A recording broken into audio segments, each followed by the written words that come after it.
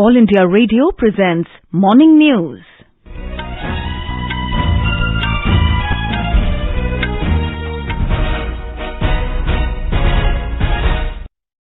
Good morning.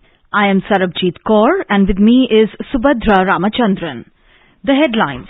Prime Minister Narendra Modi to lay foundation stone of 2 hospitals and launch Assam Mala Road project in Sonitpur district of Assam today. Prime Minister to also launch key infrastructure projects in oil, gas and road sector in Haldia, West Bengal. Centre asks states and union territories to exponentially increase pace of COVID-19 vaccination. NIA court issues non-bailable warrants against Lashkar-e-Taiba chief Hafiz Saeed and others in terror funding case in Jammu and Kashmir. Cold wave grips Himachal Pradesh. Major tourist spots shiver at sub-zero temperature. And in cricket, England to resume their first innings at overnight score of 555 for 8 in Chennai Test.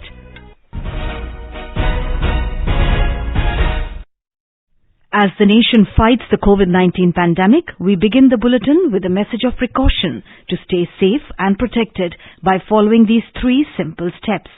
Wear a face mask, maintain 2 gaz ki doori for social distancing, focus on hand and face hygiene. Now the news. Prime Minister Narendra Modi will visit Assam and West Bengal today to launch various development projects in the 2 states. In Assam, Mr. Modi will visit Dhekiajuli in Sonitpur district of Assam to lay the foundation stone of several development projects. Chief Minister Sarbanand Sonowal and his several ministerial colleagues will attend the event. Prime Minister will launch Assam Mala aimed at helping improve state highways and major district roads networks in the state. Prime Minister will also lay the foundation stone of 2 medical colleges and hospitals which are being set up at Biswanath and Charaideo at a cost of over 1100 crore rupees. Mr. Modi will also address a public meeting on this occasion. More details from our correspondent.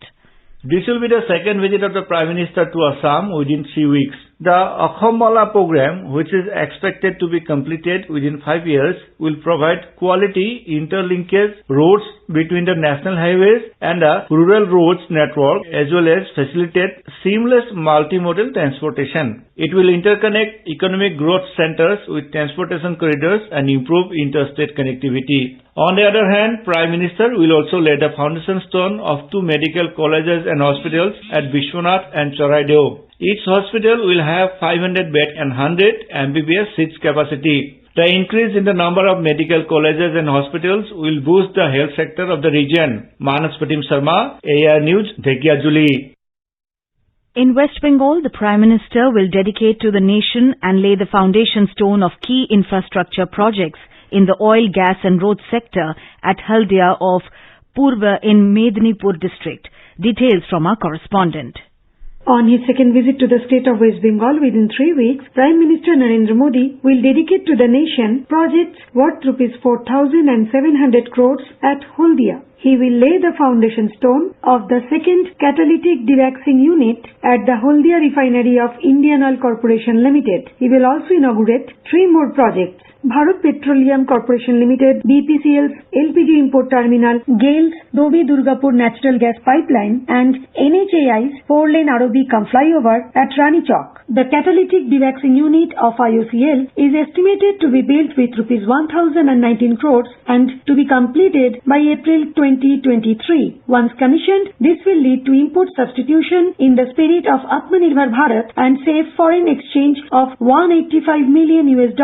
On the other hand, Mr. Modi will be dedicating a 347-kilometer-long Dobi Durgapur natural gas pipeline built with an investment of Rs 2,400 crores as a part of the Pradhan Mantri Urja Ganga project towards achieving One Nation, One Gas Grid. The LPG import terminal of BPCL, built with an investment of around 1,100 crores, has a capacity of 1 million metric ton per annum, which will cater to the growing requirement of LPG in the eastern and northeastern states of India. At the same time, a road over bridge flyover built at Rani Chowk by NHAI with Rs 190 crores for seamless traffic movement in Haldia Port Gate will also be inaugurated. Madhuparna Chaudhary, AIR News, Kolkata. Centre in its union budget for the next fiscal has proposed to provide 1,000 crore rupees for the welfare of tea workers of Assam and West Bengal. The amount will be spent especially for the welfare of women and children associated with the tea gardens in these states.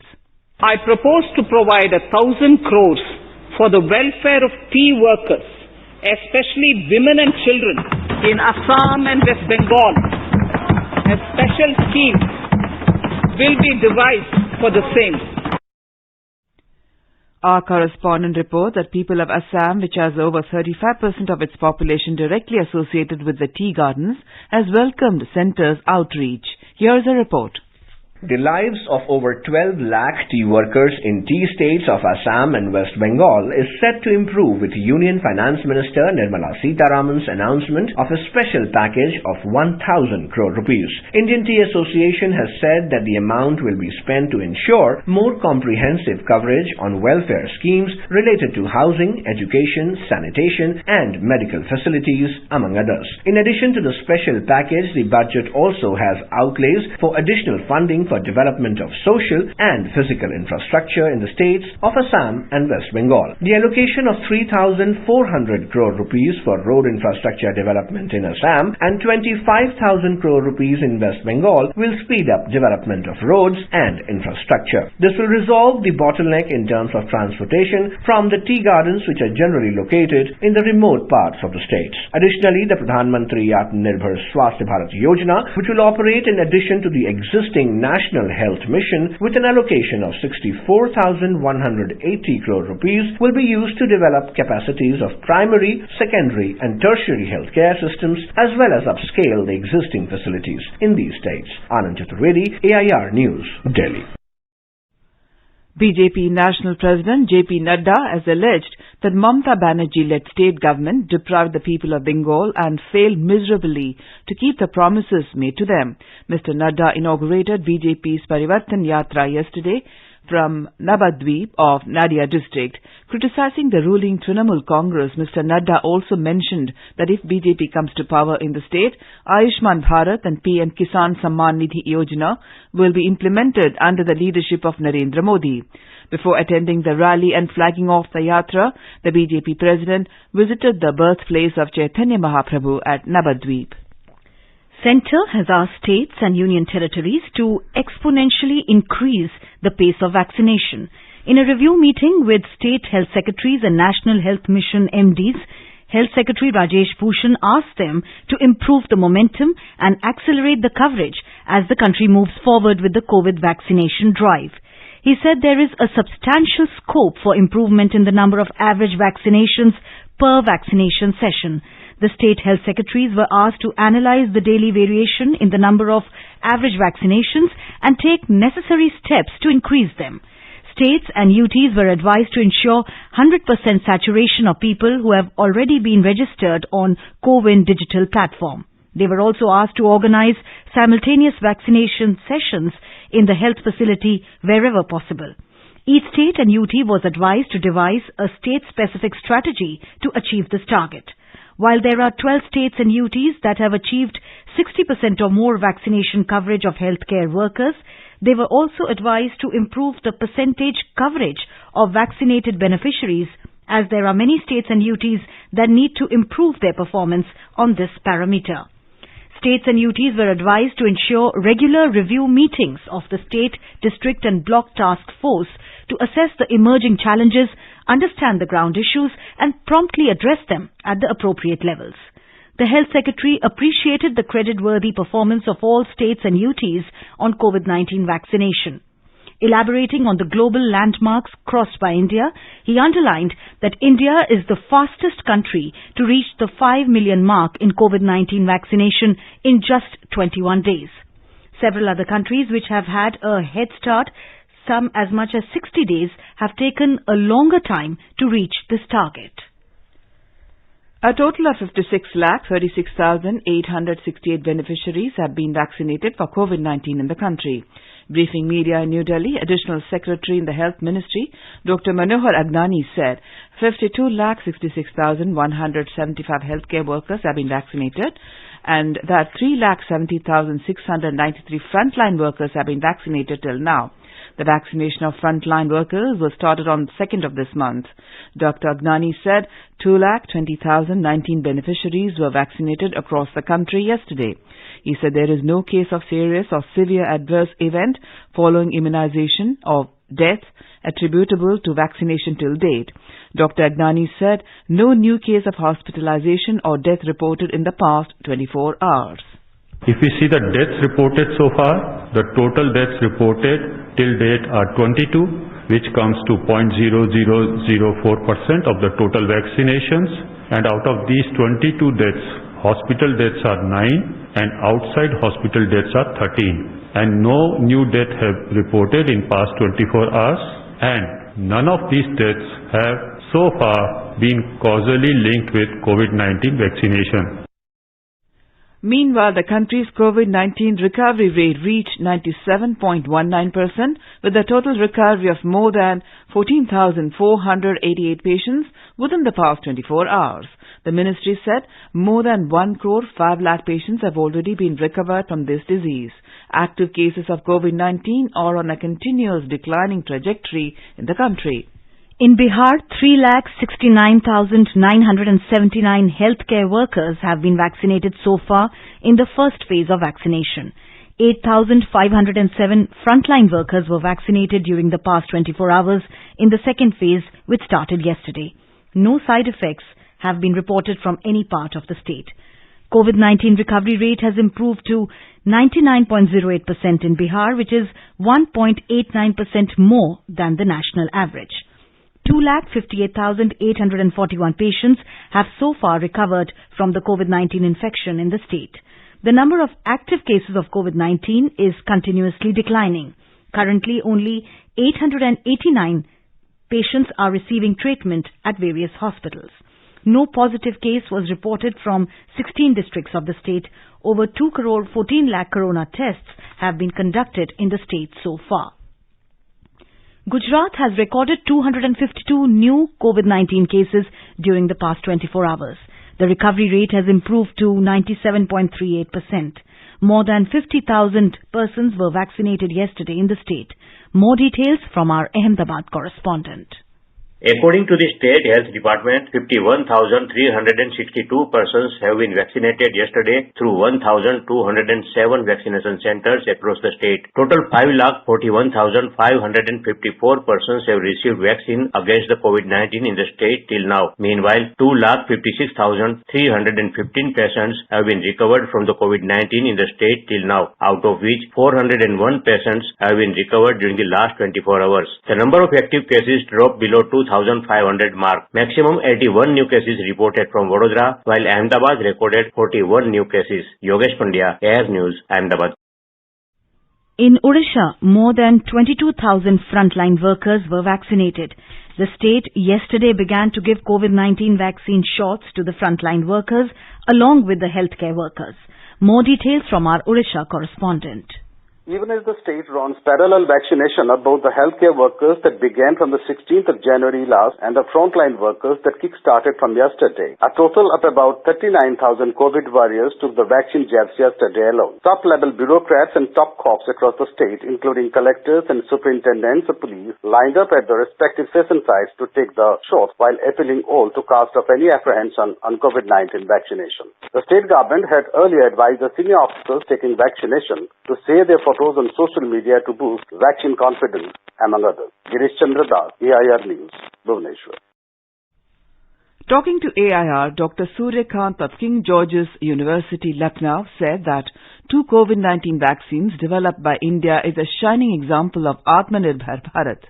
10-11 महीने के अंदर एक नहीं दो वो भी indigenous स्वदेशी vaccine बना लेना, ये बहुत बड़ी आत्मनिर्भरता की छलांग है, मैं तो कहूंगा कोविड वैक्सीन के बारे में। और दूसरी बात कि बहुत देश हैं, करीब 100 देशों से ज्यादा लोग देख रहे हैं हमारी तरफ कि उनको ये वैक्सीन अवेलेबल हो हमारे देश से।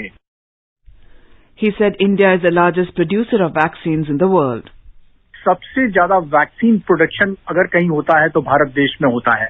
दुनिया भर की 60% वैक्सीन की जो प्रोडक्शन है वो हमारे इंडिया में होती है। दूसरी बात मैं बता दूं कि भारत के पास सबसे बड़ा अनुभव है चाइल्डहुड इम्यूनाइजेशन प्रोग्राम का। दुनिया में कोई भी देश ऐसा नहीं है जिसके पास इतनी बड़ी संख्या में बच्चों को टीकाकरण प्रोग्राम किया जाता है। और तीसरी बात मैं आपको बता दूं कि दुनिया के टॉप 3 कंट्रीज में हम शामिल हो गए हैं जिन्होंने कोविड के खिलाफ एक नहीं बल्कि 2 वैक्सीन निर्माण की है। The External Affairs Minister Dr. S. Jaishankar has said that India is recovering from COVID-19 pandemic, an economic slowdown and 11% GDP growth is predicted in the financial year 2021-22.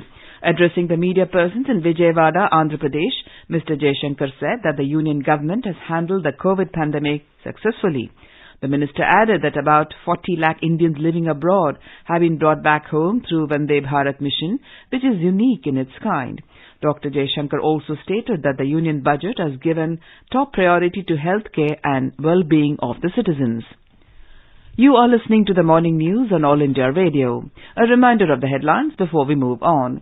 Prime Minister Narendra Modi to lay foundation stone of 2 hospitals and launch a Sommala road project in Sonitpur district of Assam today. Prime Minister to also launch key infrastructure projects in oil, gas and road sector in Haldia, West Bengal. Centre asks states and union territories to exponentially increase pace of COVID-19 vaccination. NIA court issues non-bailable warrants against Lashkar-e-Taiba chief Hafiz Saeed and others in terror funding case in Jammu and Kashmir. Cold wave grips Himachal Pradesh, major tourist spots shiver at sub-zero temperature. And in cricket, England to resume their first innings at overnight score of 555 for 8 in Chennai Test. For quick news updates round the clock, follow us on our Twitter handle at AIR News Alerts. चलो मिलकर एक शुरुआत करें, चलो एक फैसला आज करें, मास्क नहीं तो टोकेंगे, कोरोना को रोकेंगे, चलो एक इरादा करते हैं, चलो खुद से वादा करते हैं, मास्क नहीं तो टोकेंगे, कोरोना को रोकेंगे। Welcome back to the morning news. A Delhi court has issued non-bailable warrants against Lashkar-e-Taiba chief and 2611 Mumbai attack mastermind Hafiz Saeed and others in a terror funding related money laundering case in Jammu and Kashmir. National Investigation Agency NIA court took cognizance of a charge sheet filed by Enforcement Directorate under various provisions of Money Laundering Act. Special Judge Praveen Singh issued production warrant against Kashmiri businessman Zahoor Ahmad Shah Watali, separatist Altaf Ahmad Shah alias Fantoosh, and businessman from the UAE Nawal Kishore Kapoor. Watali's company Trison Farms and Construction Private Limited has also been arraigned as accused by the court while issuing the non-bailable warrants. Mumbai attack mastermind Hafiz Saeed is in Pakistan now, while Watali, Fantoosh and Kapoor are lodged in Tihar jail. President Ramnath Kovind will be the chief guest at the 23rd annual convocation of the Rajiv Gandhi University of Health Sciences in Bengaluru today. Governor Vajubhai Vala, Chief Minister B.S. Yediyurappa and State Medical Education Minister Dr. K. Sudhakar will be present. The university will confer the Doctor of Science degree on renowned neurosurgeon Dr. Alangar Satya Ranjan Das Hegre. As part of a 3-day tour of the state, the President had graced the valedictory ceremony of the Aero India show on Friday and inaugurated the General Thimayya Museum in Midkeri yesterday. The former residence of General Thimayya, named Sunnyside, has been converted into a museum. Chief of Defence Staff Bipin Rawat, General Officer Commanding and Colonel of the Kumaon and Naga Regiment, Lieutenant General Rana Pratap Kalita, among other dignitaries, were present on this occasion. The President and the First Lady Savita Kovind and daughter Swati Kovind also visited Tal Kaveri and offered puja to River Kaveri. This is for the first time for a president to visit Tal Kaveri, the abode of Goddess Kaveri. Authorities in Ladakh had organized the first ever developmental conclave in Leh yesterday. The day-long conclave was chaired by Lieutenant Governor R.K. Mathur. Deliberations held on the action plans and vision of each department for the next 5 years in fulfilling the Ladakh Vision 2050. Developmental conclave Ladakh is the first exercise by the government of Ladakh after the formation of Union Territory. Our correspondent has filed this. After becoming the Union Territory, the government has organized a conclave to discuss the action plan for the next 5 years for the inclusive and holistic development in Ladakh region. In the conclave, the administration focused on the planning and policy formulation. Almost every action plan has been given thrust on the objective of carbon neutral Ladakh. Heads of Ladakh Autonomous Hill Development Council of Leh and Kargil and the Ladakh Member Parliament Jamyang Sering Namgyal have also participated in the conclave. The secretaries in the UT administration have presented the action plan before the leaders, who have also put forward their ideas and suggestions for the improvement of 5-year plan. Regional connectivity with establishment of new airstrip, helipads, human resource improvement with education, skills development, agriculture and animal and sheep husbandry with a focus on rural economy, industry and tourism sectors, health, environment, forest and wildlife with an emphasis on carbon neutrality, opportunities in power sector and renewable energies are some of the topics discussed in the conclave. With Ramesh Chandra, this is Yangchen Dolma for AR News from Leh Ladakh.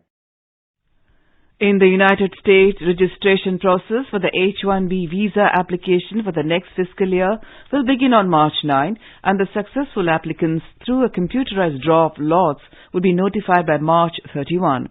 The notification by the U.S. Citizenship and Immigration Services, USCIS, comes a day after the Biden administration announced that it will continue with the traditional lottery system to issue the much sought-after work visa to foreign professionals. The H-1B visa is a non-immigrant visa that allows U.S. companies to employ foreign workers in specialty occupations that require theoretical or technical expertise. The technology companies depend on it to hire tens of thousands of employees each year from countries like India. The successful applicants will be able to join their new jobs in U.S. on October 1 when the American fiscal year starts. As mandated by the Congress, USCIS can issue a maximum of 65,000 H-1B visas in a year. Chinese Coast Guard vessels have entered the waters around the Japanese-administered and China-claimed Senkaku Islands for the first time since China passed a new law earlier this month that allows its Coast Guard to use military force in waters the country claims. The Japan Coast Guard said in a statement it had sent vessels to the area to protect the fishing ships while repeatedly urging the Chinese ships to leave the area. 2 other Chinese government ships were spotted in the so-called contiguous zone just outside the territorial waters. According to the Japan Coast Guard, the Chinese government ships had left the territorial waters, joining the 2 other vessels in the contiguous zone after around 8 hours. Local media reported that China has ramped up the number of operations its Coast Guard and other government vessels conduct around the Senkaku in recent times. In Afghanistan, security forces have killed 9 members of the Taliban and injured 4 others during an operation in the country's central province of Uruzgan. According to Afghan Ministry of Defense, as a result of the operation in the province's Gizab district, the forces also destroyed the group's weapons, ammunition, as well as 2 hideouts. In a separate statement, the ministry said that security forces killed 10 Taliban insurgents who gathered in several areas of the southern province of Kandahar to attack the defense and security forces. In cricket, England were 555 for the loss of 8 wickets in their first innings against India at stumps on the second day of the first test match at M.A. Chidambaram Stadium in Chennai. Dom Bess with 28 and Jack Leach with 6 runs were at the crease when stumps were drawn. Earlier, the visitors resumed their first innings at the overnight score of 263 for 3. England skipper Joe Root became the first batsman in the history of Test cricket to score a double century in his 100th test. Ben Stokes scored 82 valuable runs and helped further consolidation of the innings. Early Pope contributed 34 and Joss Butler added 30 runs. For India, Ishant Sharma, Jasprit Bumrah, Ravichandran Ashwin and Shahbaz Nadeem claimed 2 wickets each. Union Minister for Information and Broadcasting, Mr. Prakash Javadekar, has announced that Akashvani Sangeet Sammelan will now be known as Pandit Bhimsen Joshi Sangeet Sammelan. He was speaking at the inaugural function of musical program Abhivadan, organized to mark the occasion of Bharat Ratna Pandit Bhimsen Joshi's birth centenary celebrations in Pune yesterday. प्रभु कर सब दुख दूर हमारे शरण पड़े हम दास तुम्हारे शरण पड़े हम दास तुम्हारे प्रभु कर सब दुख दूर हमारे प्रभु कर सब दुख दूर हमारे प्रभु कर सब दुख दूर हमारे. Mr. Javadekar said that Pandit Bhimsen Joshi's musical presence on All India Radio and television needs to be redesigned to reach out to the world through social media. The two-day program has been organized by Arya Sangeet Prasarak Mandal at Ganesh Kalakrida Manch in Pune. Today, the program will be held from 9 a.m. to 12 p.m. Eminent dignitaries from outside the field of music will be reminiscing about Pandit Ji. In Himachal Pradesh, tourist hotspots Manali, Kufri, Kelong and Kalpa are shivering at sub-zero temperatures after recent snowfall in the state. Minimum temperature in the state plunged 1 to 2 degrees Celsius in the past 24 hours. Tribal Lahaul and Spiti's administrative centre Kelong continued to be the coldest place in the state at minus 13.7 degrees Celsius, whereas Kalpa recorded a low of minus 6 degrees Celsius. The minimum temperatures in Manali and Kufri settled at minus 2.4 and minus 0.7 degrees Celsius respectively. Shimla and Dalhousie registered a low of 1 and 1.1 degrees Celsius. And now let us take a look at the weather forecast for today. Srinagar had mainly clear sky, becoming partly cloudy towards evening or night. Temperatures will hover between 0 and 10 degrees Celsius. Jammu witnessed mainly clear sky and will become partly cloudy towards evening. The minimum temperature was around 6 degrees Celsius, while the maximum will be around 21 degrees. Leh will have partly cloudy sky. The minimum temperature will be minus 12 degrees Celsius, while the maximum will be around 2 degrees. Gilgit will have mainly clear sky. Temperatures will hover between minus 4 and 16 degrees Celsius. Muzaffarabad will have mainly clear sky, becoming partly cloudy towards the evening. The temperatures will hover between 4 and 18 degrees Celsius. Dehradun observed a minimum temperature of around 5 degrees Celsius and a maximum of around 23 degrees. The city will have mainly clear sky. Chandigarh had fog in the morning and mainly clear sky later. The temperatures are likely to hover between 7 and 21 degrees Celsius. The national capital Delhi is likely to experience shallow fog. The temperatures will hover between 8 and 24 degrees Celsius. In Hyderabad, the minimum temperature was around 15 degrees Celsius, while the maximum will be around 30 degrees. And now an overview of today's newspapers. Slowly coming out of the hit by the COVID-19 pandemic, medical tourism to India on the uptick as COVID challenge ebbs, writes the Hindustan Times. The Hindu leads with Niti Aayog seeks to track impact of green verdicts, government think tank for an economically responsible approach. Touching new heights, the Asian Age headline reads, Making Dreams Come True. Odisha kids near ready with lunar rover for NASA. Breaking glass ceiling, 34 CRPF women join elite Cobra force, states a Sunday Pioneer. As incidents of outrage grow, brands doing complete due diligence to rule out negative perceptions. The Financial Express headline reads, What's in a logo? Cautious brands on the back foot and social media fodder. And finally, a boon for the sagging tourism industry. Tourists flock to snow-clad Shimla Hills. Hoteliers rejoice, writes the Sunday Tribune. And now, before we end the bulletin, the headlines once again. Prime Minister Narendra Modi to lay foundation stone of 2 hospitals and launch Assam Mala Road project in Sonitpur district of Assam today. Prime Minister to also launch key infrastructure projects in oil, gas and road sector in Haldia, West Bengal. Centre asks states and union territories to exponentially increase pace of COVID-19 vaccination. NIA court issues non-bailable warrants against Lashkar-e-Taiba chief Hafiz Saeed and others in terror funding case in Jammu and Kashmir. Cold wave grips Himachal Pradesh. Major tourist spots shiver at sub-zero temperature. And in cricket, England to resume their first innings at overnight score of 555 for 8 in the Chennai Test. For details of these stories and more, log on to our website www.newsonair.com. And with that, we end the morning news. Have a nice day.